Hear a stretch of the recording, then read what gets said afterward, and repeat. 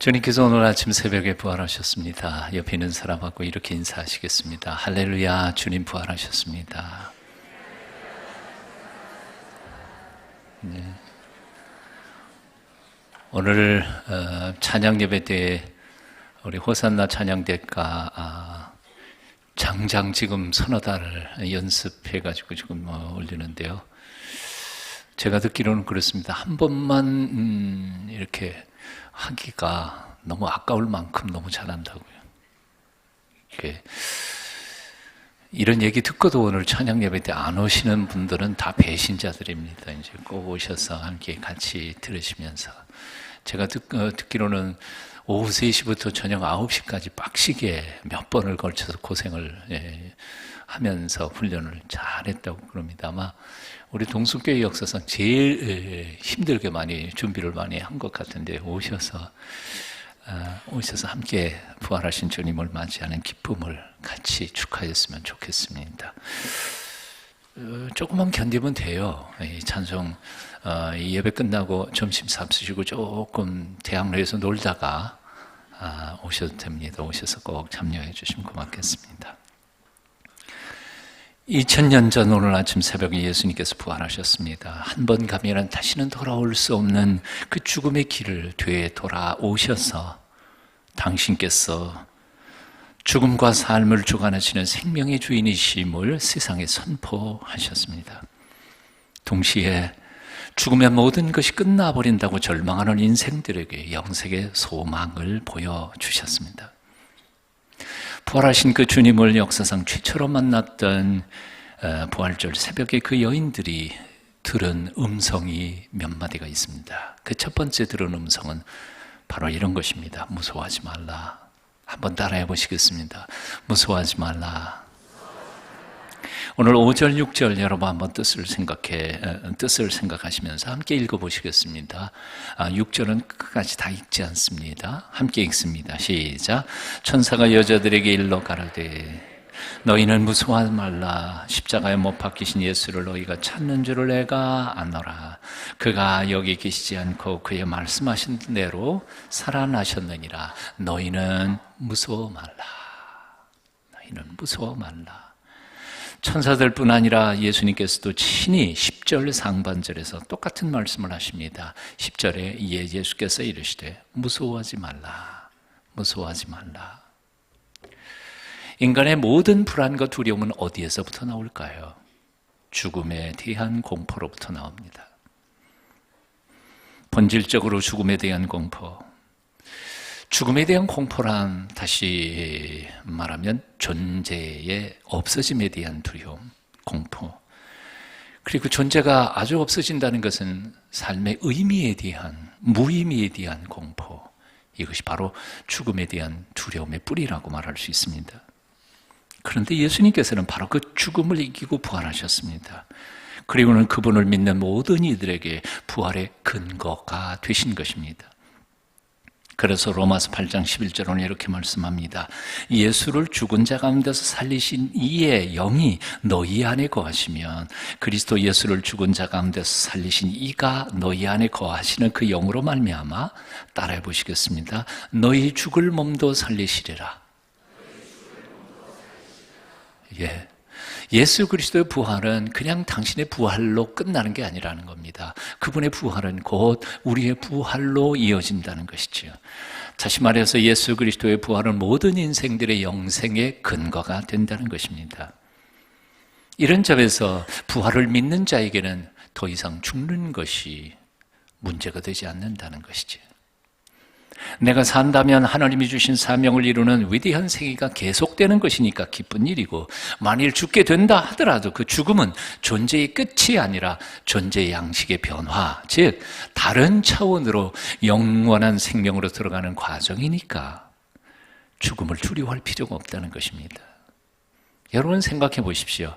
그 겁 많던 제자들이 어떻게 하루아침에 그렇게 용감한 사람들이 될 수 있었을까요? 계집종 앞에서도 덜덜 떨면서 예수님을 부인하던 그 베드로가 어떻게 당신의 스승을 십자가에 못 박으라고 판결을 내린 산헤드린 회당 앞에서 그들을 향하여 이렇게 말할 수 있었을까요? 우리가 하나님의 말씀을 듣는 것이 옳으냐, 아니면 사람이 너희 말을 듣는 것이 옳으냐, 어떻게 이렇게 당당할 수 있었을까요? 겟세마네 동산에서 다 뿔뿔이 흩어져 도망갔던 제자들이 며칠 후에 어떻게 다시 돌아와서 그들의 순교의 그 길, 죽음의 길, 복음을 전하면서 기꺼이 죽는 그 길을 걸어갈 수 있었을까요? 그 이유는 딱 하나밖에 없습니다. 그들에게 죽음은 더 이상 문제가 되지 않았기 때문입니다. 다시 말하면 죽음이 더 이상 그들을 두렵게 하지 않았기 때문입니다. 두렵게 할 수 없었기 때문이었습니다. 이제는 죽어도 좋다는 것, 아니 뒤집어 표현하면 우리는 다시 죽어도 다시 살아난다라고 하는 이 부활신앙이 분명했기 때문에 그들은 기꺼이 죽음을 무서워하지도 않았고 죽음의 길을 당당하게 걸어갈 수 있었던 것입니다. 1944년 4월 21일 순교한 주기철 목사님은 당신의 죽음이 시시각각으로 다가오는 것을 느끼실 수 있었습니다. 그래서 그는 당신이 섬기던 산정현 교회에서 마지막 설교를 합니다. 그 설교의 제목은 5종목의 나의 기도, 5가지의 나의 기도. 죽음을 앞두고 그가 5가지의 기도 제목을 교인들 앞에 놓으면서 설교를 했습니다. 5가지는 이런 것입니다. 다 할 수는 없지만 제목만 한번 읽어봅니다. 첫째, 죽음의 권세를 이기게 하소서. 나는 바야흐로 죽음에 직면하고 있습니다. 소나무는 죽기 전에 찍어야 되고 백합화는 시들기 전에 떨어져야 향기가 아름답답니다. 이 몸도 시들기 전에 주님의 제단에 제물이 되어지게 하소서. 둘째, 장기간의 고난을 이기게 하사이다. 단번에 받는 고난은 이길 수 있으나 오랜 고난은 참기 어렵습니다. 이제 받는 고난은 죽을 몸 죽을 것뿐이오나 장차 받을 영광, 예수 부활하심과 같이 영생불사의 몸이 됩니다. 셋째, 노모의 처지와 교우들을 주께 부탁하나이다. 나는 80 넘은 노모와 병든 아내가 있습니다. 교우 여러분, 나는 내 어머니 내 처자를 여러분에게 짐이 되게 할 마음이 없소이다. 다만 무소불능하신 하나님께 부탁하나이다. 넷째, 의에 살고 의에 죽게 하소서. 의를 버리고 산다는 것은 개 짐승의 삶만 갖지 못합니다. 여러분, 예수는 살아계십니다. 예수로 죽고 예수로 사십시다. 다섯째, 내 영혼을 주님께 부탁하나이다. 오 주님 예수여, 내 영혼을 주님께 부탁하나이다. 십자가를 붙잡고 쓰러질 때 내 영혼을 받으소서. 옥중에서나 사형장에서 내 목숨이 끊어질 때 내 영혼을 받으시옵소서. 더러운 땅 밟던 내 발을 씻어서 하늘나라 황금길 걷게 하옵소서. 아멘. 죽음을 앞둔 사람이 어떻게 이렇게 당당할 수 있었을까요? 이유는 또 딱 하나, 부활을 믿었기 때문에, 부활하신 주님을 배웠기 때문에, 죽음 넘어 부활의 소망이신 예수 그리스도를 앙망할 수 있었기 때문에 그는 죽음 앞에서 이렇게 당당할 수 있었던 것입니다. 오래전 남북전쟁으로 미국은 온 나라가 쑥대밭이 되었습니다. 수많은 젊은이들이 전쟁터에 나아가 피를 흘리고 죽어가고 있었고, 악성 전염병이 돌아 군인이 아닌 민간인들조차도 장례식도 제대로 치르지 못하면서 들판에 그냥 시신으로 방치되어 버렸습니다. 썩고 있었습니다. 그런 처절한 상황 속에서 절망하던 한 젊은 목사가 있었습니다. 도대체 그토록 어렵고 힘든 전쟁터에서 무슨 희망을 이야기할 수 있을까? 이런 비참한 상황 속에서 도대체 무슨 말이 위로가 될 수 있을까? 설교할 기운도 힘도 용기도 잃어버린 채 그는 절망하고 있었습니다. 그런데 하나님께서 그때 그를 만나 주십니다. 그의 심령의 눈을 열어 부활하신 주 예수께서 그들과 함께 여전히 계시다는 사실을 그가 믿게 하셨습니다. 죽음의 권세를 이기시고 부활하신 능력으로 당신의 백성들을 지금도 돕고 계시는 부활의 주님을 그가 만나게 하신 것이었습니다. 그는 그 부활의 주님을 만난 감격으로 놀라운 찬송가를 작사 작곡합니다.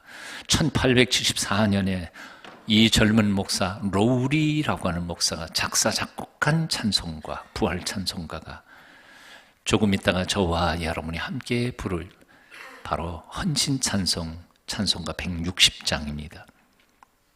가사는 이렇게 됩니다. 무덤에 머물러 예수 내 구주, 새벽 기다렸네 예수 내 구주. 원수를 다 이기고 무덤에서 살아나셨네. 어두움을 이기고 나와서 성도와 함께 길이 다스리시네. 사셨네. 예수 다시 사셨네. 부활하여 지금도 살아계신 예수 그리스도, 그분이 우리와 함께 계신다면 죽음이 난무하는 전쟁터 한복판에서도 우리에게는 아직도 희망이 있다는 고백입니다. 우리의 삶이 아무리 형편없이 어렵고 힘들고 괴로워도 삶과 죽음의 주인이신, 생명의 주인이신 예수 그리스도가 우리와 여전히 함께 계시고 우리의 삶을 지배하시고 통치하신다면 우리는 반드시 어려운 고난을 딛고 일어서서 승리할 수 있을 것이라는 고백입니다. 사랑하는 여러분, 어떤 시련과 역경에 부딪혀 있다 할지라도 두려워하지 마십시다. 낙심하지 마십시다. 내 눈에, 썩어진 눈에는 보이지 않지만 마음의 눈을 열고 믿음으로 바라볼 때 부활하신 예수 그리스도께서 우리와 함께 계시고 우리의 앞길을 인도해 주시는 줄 믿으십시오. 부활절 아침에 우리가 들어야 할 메시지, 무서워하지 마라. 내가 너희와 함께한다. 내가 사망을 이겼다. 두 번째 들려오는 음성이 있었습니다. 바로 기뻐하라는 말씀입니다. 9절 상반절만 여러분 한번 같이 읽어보시겠습니다. 9절 앞절만요. 시작. 예수께서 저희를 만나 이르시되 평안하냐 하시거늘. 여기까지요. 부활하신 주님께서 부활의 새벽 아침에 만난 요인들에게 이렇게 묻습니다. 평안하냐? 무난 인사이지요. 하지만 헬라 원절에 보면 이 평안하냐라는 말은 카이레테라고 하는데요. 이 카이레테라는 말은 사실 무난 인사가 아닙니다. 이것은 명령어입니다. 뜻은 rejoice, 기뻐하라 라고 하는 명령입니다. 사실 이 카이레테라는 말이 신약 성경에서 한 10% 정도는 무난 인사로 쓰이기도 합니다. 평안하냐, 별일 없냐. 하지만 나머지 90%는 항상 기뻐하라 라고 하는 명령으로 번역되어야 합니다. 사실 제 개인적인 생각으로는 오늘 본문도 역시 그냥 단순히 무난하시는 게 아닙니다. 죄로 말미암아 짐지어졌던 사망, 죽음이 이제 너희를 다시는 괴롭힐 수 없다. 내가 그 사망을 극복하였느니라. 그러니 이 부활을 믿기만 한다면 결코 너희는 죽지 아니할 것이고 영원한 생명이 너희를 위하여 기다리고 있다. 그러니 기뻐하여라 하는 명령이라 그 말입니다. 예수님이 부활하셨다고 해서 믿는 사람들이 당장 벼락부자가 되거나 아니면 인생의 모든 문제가 갑자기 풀려지거나 그렇지는 않습니다. 사실 부활 신앙을 가진 우리에게도 여전히 인생은 쓰나리고 삶은 어렵습니다. 심지어 세상은 생명까지 위협하며 우리의 신앙을 공갈 협박하며 위협하고 있습니다. 하지만 분명한 것은 사망을 이기고 부활하신 예수 그리스도, 그분이 만유의 주가 되셔서 삶과 죽음을 통치하는 이 세상을 다스리시기 때문에 예수님을 믿는 자마다 더 이상 이제 죽음이 관여할 구석이 없다는 것이지. 죽든 살든 모든 것이 그분의 손 안에 있다는 사실이 확실해졌기 때문에 그의 부활로 말미암아 이제는 더 이상 우리는 세상에서 두려워할 게 없고 죽음을 포함해서 염려할 것도 없다는 말입니다. 이런 점에서 사도 바울은 이렇게 고백하고 있습니다. 나의 간절한 기대와 소망을 따라 아무 일에든지 부끄러워하지 아니하고 지금도 전과 같이 온전히 담대하여 죽든지 살든지 내 몸에서 그리스도가 존귀하게 되려 하나니 이는 그 이유는 내게 사는 것이 그리스도니 죽는 것도 유익함이라. 죽는 것도 유익함이라. 많은 세상 사람들은 이렇게 표현합니다. 죽자니 무섭고 살자니 고생이다. 안 그래요? 하지만 우리 그리스도인들은 이렇게 고백할 수 있습니다. 죽어도 좋고 살아도 좋아요. 죽으면 천국 가서 좋고 살면 아직까지도 하나님이 내게 맡겨주신 사명을 감당할 수 있는 시간이 있으니 기쁘고 감사하고. 아멘이세요? 사랑하는 여러분, 그러므로 기뻐하십시오. 삶에 대해서도 기뻐하지만 죽음에 대해서도 기뻐하십시오. 아니, 좀 더 나아가서 죽어도 기쁘지만 지금 이렇게 살려주시는 하나님의 살아있음에 대하여도 기뻐하십시오. 흔히 우리는 그동안 사순절만 지켜 해오다가 보니까 부활주일 지나면 그냥 끝 그러는데, 아니요, 이제는 진짜예요. 진짜 축제예요. 기쁨의 50일, 이 50일 동안 우리 문화부에서 준비한 축제에 다 참여하며 기뻐하십시다. 생명 주신 하나님께 기뻐하고, 기뻐할 수 있는 건강 주신 하나님께 감사하고, 그런 기쁨의 50일 프로그램을 만든 이 문화부가 있는 동순교회 교인인 걸 기뻐하고, 별로 그게 행복인지를 모르시는 것 같아요, 여러분들은. 이런 다양한 축제를 준비하는 교회가 그렇게 많지 않아요.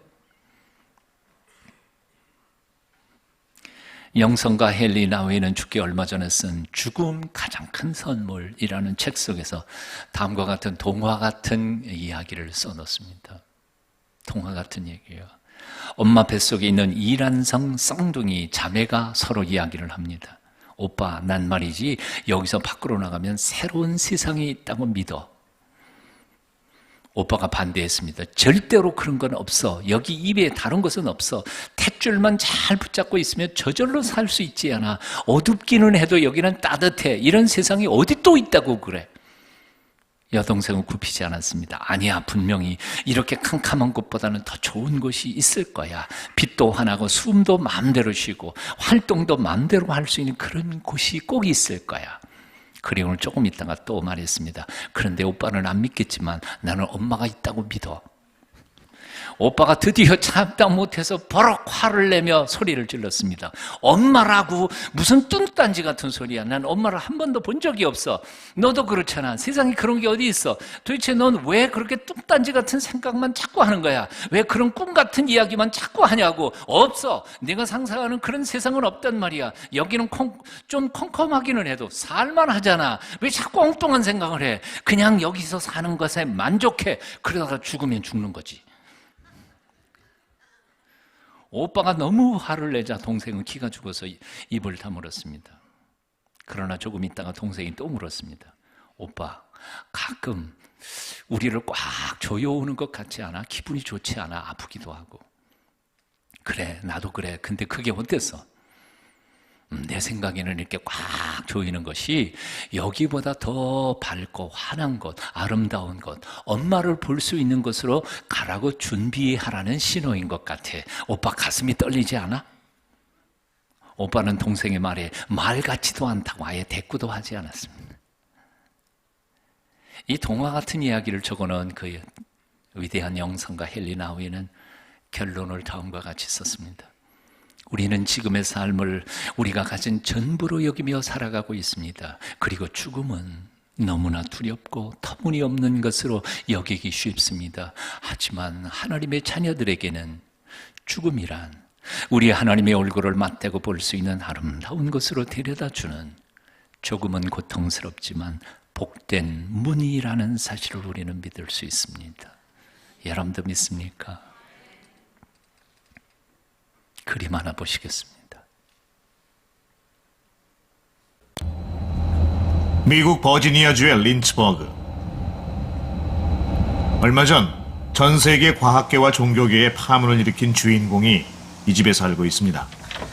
Hello. Hello, how are you? Yeah, hi. Good to see you. Good to Thank see you so you. much. Come on Yeah. in.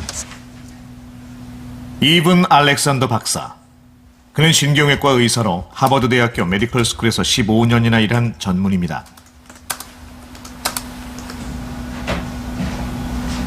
그는 지난 2008년 뇌사 상태에 빠졌다가 기적적으로 살아나죠. 놀라운 건 그 다음부터입니다.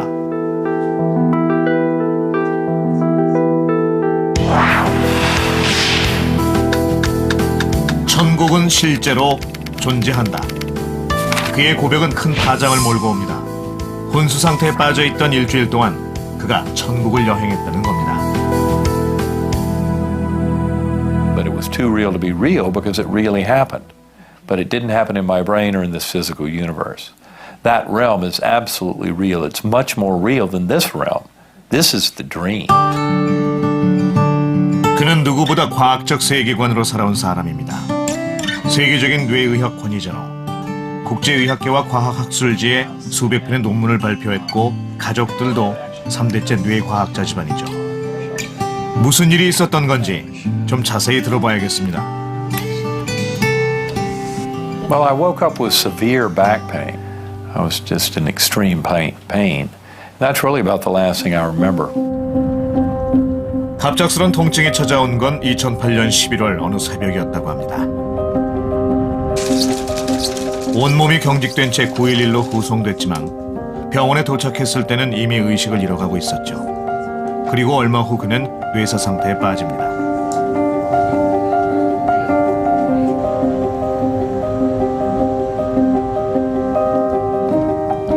당시 그가 입원해 있던 곳입니다. 그가 받은 진단명은 박테리아성 뇌망염. 생존 확률은 10% 이하까지 떨어졌습니다. And my wife and our Episcopal minister were outside the door, and that's when they heard me call out, "God help me." Now, I don't remember that. My brain was really destroyed. People don't seem to really get that, except, of course, the doctors and nurses who were here. All my language, words, every memory of human life before my coma was completely gone, absolutely gone. 당시 그의 뇌는 완전히 죽어 있었다고 합니다. 뇌 활동이 정지됐다면 당연히 아무것도 기억할 수 없어야 정상이죠. 하지만 천국에 대한 그의 기억은 지금도 생생합니다. First, that earthworm eye view. 처음 본 건 단순하고 원초적인 지하 세계인데 더러운 젤리 같았어요. 뿌리 같은 게 주변을 감싸고 있는 느낌이었죠. 다행히 회전하는 아름다운 빛이 저를 구출했어요.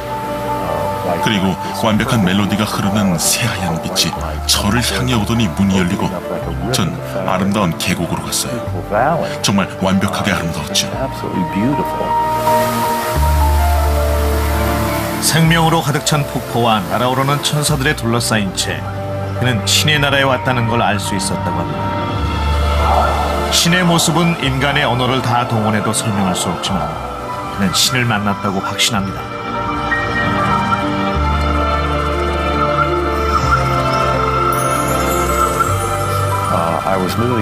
전 나비의 날개를 타고 나가고 있었어요. 그 아래는 많은 영혼들이 기쁨 속에 춤추고 있었죠. 그 아름다운 계곡에 전 혼자가 아니었습니다. 아름다운 여성이 있었죠. 그녀의 생각은 제 의식으로 곧바로 전해졌습니다. 당신은 소중한 사람이고 영원히 사랑받을 거예요. 두려워하지 말아요. 당신은 잘못한 게 없어요. 그가 본 곳은 정말 천국이었을까요? 이 경험을 통해 그의 삶은 완전히 바뀌었습니다. Really, 8 years before my coma, very much agnostic.